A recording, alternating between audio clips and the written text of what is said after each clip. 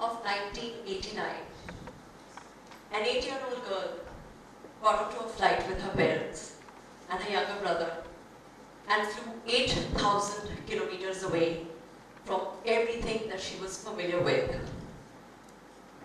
She woke up 24 hours later to a new country, went to a new school, made new friends, got up in a new bed, ate very different food. This little girl would then have a plethora of such changes happen to her over the course of the next few years. Actually, pretty much all her life. This little girl is standing before you today. My name is Aarti, and I'm a living example of how when you embrace change, things can really, really work out for you.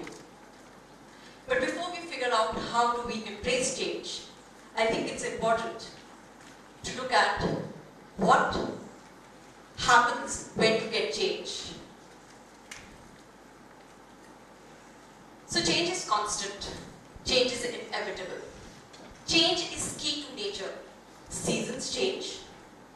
Day gives way to night and vice versa.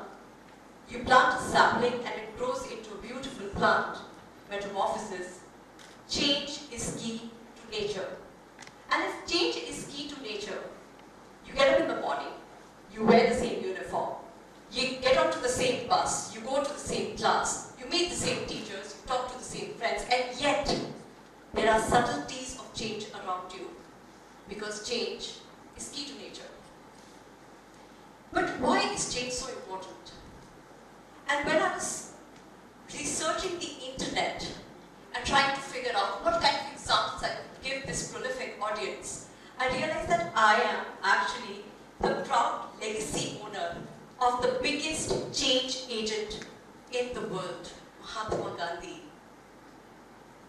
The father of our nation studied in England, wore Western clothes, spoke a Western language, had a Western demeanor, but then he said, "Be the change you want the world to see." And he came back and he gave us one of the biggest culture shocks to the world really, but what got us our freedom, and that was the movement of non-cooperation and non-violence, the biggest change agent. Another one of my favorite examples is Winnie Harlow. Winnie Harlow changed the way we looked at vitiligo. A Canadian French model who had vitiligo burst into the fashion world and said, "This is me and I'm beautiful." A change agent. Another one of my favorite examples is Henry Ford. Henry Ford did two things. One, he made sure that we changed the way we looked at transportation. He made the car available to everybody. But more importantly, he hired women workers in quintessentially blue-collar jobs and changed the way women were looked at in factory setups. Another one of my examples, which we have grown up with, and I will not look at the younger audience sitting behind me, but the older ones. I come from a generation where we would look at a modem with an ee noise to connect so that we could get onto the internet. And today, I monitor my children sitting in office from a CCTV camera. Change and fantastic. But what happens if you don't change? Let's just say you're okay where you are.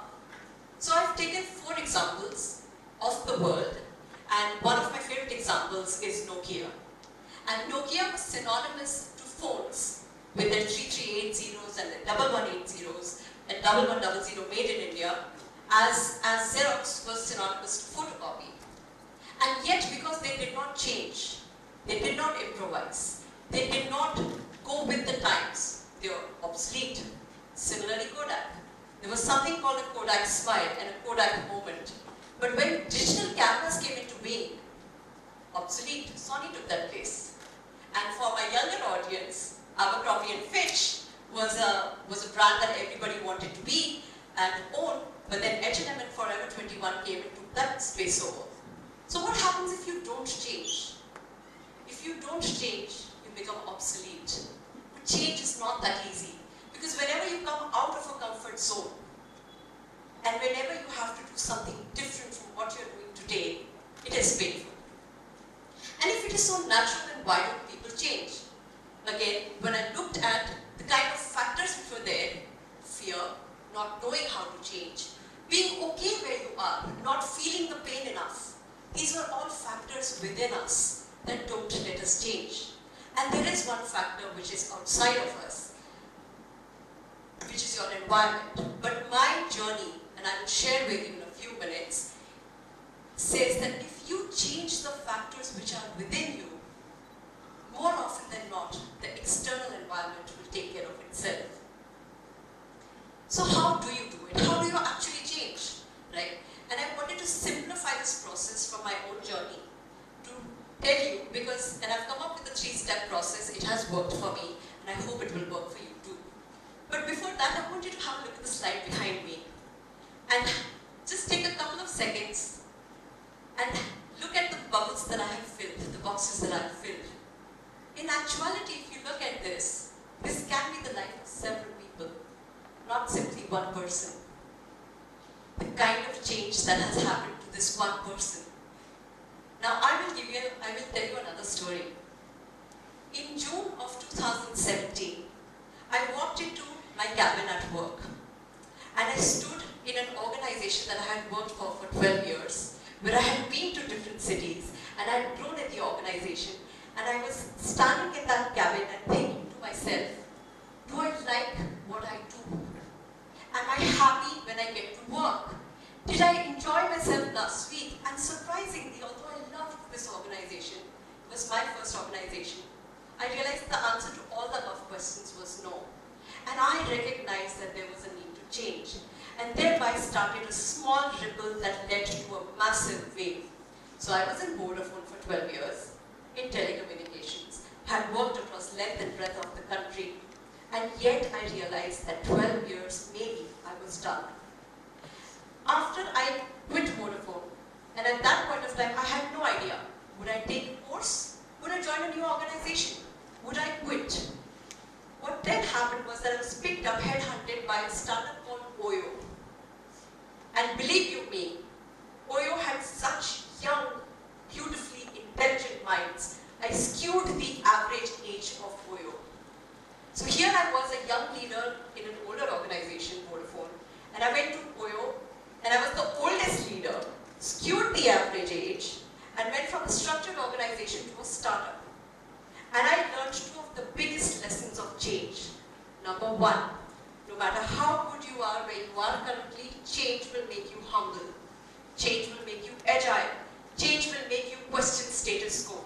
Change will make you want to go and grow faster. I came when there were younger people, my boss was younger, his boss was younger, the people were just faster, and it made me work harder. And I became better, and I became more agile, and I became more prolific in the way I reacted. And that's what change did to me. And the second lesson I learned thereof was that change allows you to restart. So you actually learn from your past mistakes, you make a change, and you can restart and rewrite the way you deal with it. And therefore, embracing change is extremely important, albeit hard, and I will come to that as well. So this little ripple that I had, where I said, I'm not okay in Vodafone, Oyo headhunted me. And because Oyo headhunted me, and I worked with them for a while, there was a gentleman in HR sitting in Bangalore and said, that's an interesting profile. There is a girl who worked in a structured organization, has taken a risk and gone into a startup. I'd like to meet her. And I was headhunted by an organization called Diageo, where I headed shopper marketing. And I moved to Bangalore. I changed cities, I changed roles, I changed organizations. And 1.5 years later, another person going through my LinkedIn profile said, that's an interesting profile. She's gone from West, she's gone to East, now she's in South. We'd like to meet her. And Coca-Cola headhunted me. That ripple led this massive wave that makes me stand before you today. So, then I thought about how do I do this? How do I kind of tell you how to change? Because this comes from within, and it is hard, and it is difficult. But behind the fear, behind the pain, behind the inertia, if you get over it, there is a lot of success. And I will tell you another story. So the first step is to acknowledge that you need change. And there I was in that room, that cabin, realizing that my life isn't going really well. And although the exterior was absolutely fine, I knew within me that I needed to change, and therefore acknowledgement. But then comes another step, which is articulation, and I'm going to share another incident here. 30 years old, think, double income, no kids, planning the next 6 months, next holiday abroad, next promotion, next solitaire that I want to buy, very, very much career oriented.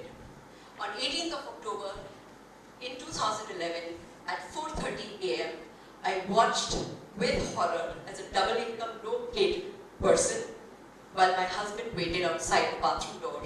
A pregnancy test turned positive.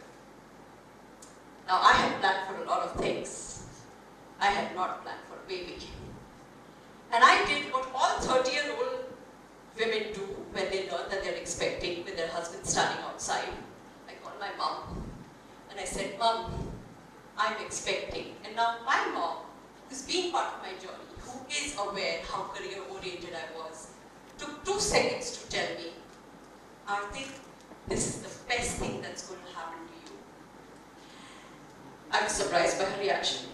But I said, okay, I trust my mom, I'm sure it's okay. But what happened in the course of the next few weeks is that I articulated my fears to everyone around me. My gynecologist, my boss, men and women in my organizations who had better careers. And all of them said, this is the most awesome thing that's happened to you, Aarti. Embrace it. Embrace this change. Motherhood is and will be. And I kid you not, it is by far the best experience ever. But while I was articulating, I realized very clearly that the more you articulate, the more comfortable you become around you. And that brings me to the last part of the 3-step program, which is to acclimatize. And with that, I'll come to my last slide because they're interconnected. When you acclimatize, be kind to yourself, be patient, give yourself time. Clean in the new environment, let it resonate with you.